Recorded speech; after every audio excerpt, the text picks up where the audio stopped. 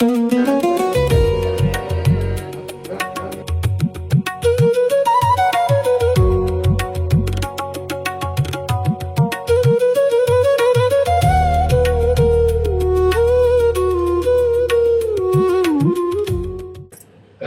ಕಾಳಿಕಾಂಬೆಯ ಸನ್ನಿಧಿಯಲ್ಲಿ ಇಂದು ಆಗಮಿಸಿ ದೇವಿಯ ದರ್ಶನವನ್ನು ಕೂಡ ನಾವು ಪಡೆದಿದ್ದೇವೆ. 20-25 ವರ್ಷಗಳಿಂದ ಈ ದೇವಾಲಯದ ಸಂಪರ್ಕವನ್ನು ಬಿಟ್ಟುಕೊಂಡಿದ್ದೇವೆ. ಇನ್ನು 3 ವರ್ಷ ಬಂದಾಗ ನಮ್ಮ ಮಠಕ್ಕೆ ಸಹಸ್ರಮಾನೋತ್ಸವವನ್ನು ನಮ್ಮ ಜಗದ್ಗುರುಗಳವರ ಹೆಸರಿನಲ್ಲಿ ನಡೆಸ್ತಕ್ಕಂಥ ಒಂದು ಅವಕಾಶ ನಿಮ್ಮೆಲ್ಲರ ಸಮಕಾಲೀನದಲ್ಲಿ ಬಂದಿರತಕ್ಕಂಥದ್ದು ಗುರುಗಳ ಪೂರ್ಣಾನುಗ್ರಹ ನಾವು ಪಡೆದಿದ್ದೇವೆ ಅಂತಕ್ಕಂಥದ್ದಾಗಿ ನಾವು ಆಶಿಸ್ತೇವೆ.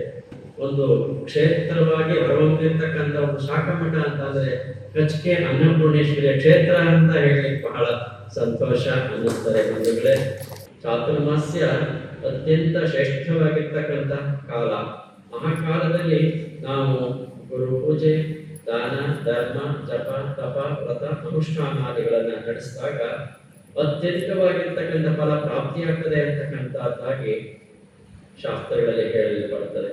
ಹಾಗಾಗಿ ಅಂತಹ ಚಾತುರ್ಮಾಸ್ಯ ವ್ರತಾನುಷ್ಠಾನವನ್ನ ಎಲ್ಲ ಯತಿಗಳು ಕೂಡ ನಡೆಸ್ತಕ್ಕಂಥದ್ದಿದೆ.